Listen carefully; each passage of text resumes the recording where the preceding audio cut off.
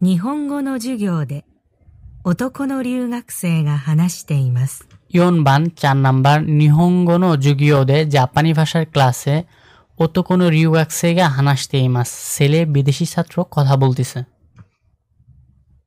男の留学生が毎日しているスポーツは何ですか？ ওতোকো নো রিউগাকসেগা মাইনিচি শিতেইরু স্পোর্টস ওয়া দোরে দেসু কা?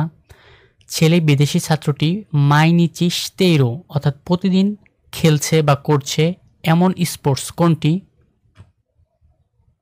僕はスポーツが大好きです。 僕はスポーツが大好きです。僕はআমি স্পোর্টস খুব পছন্দ করি, 大好きです。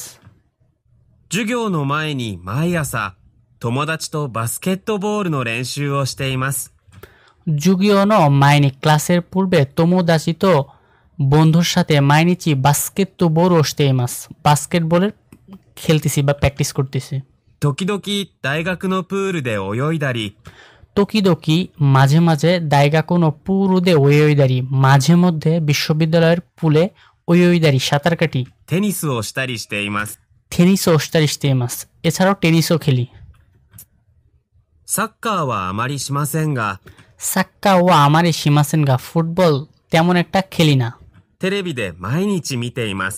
টেলিভিদে মাইনিচি মিতে ইমাস প্রতিদিন টেলিভিশনে দেখি। 男の留学生が毎日しているスポーツは何ですか？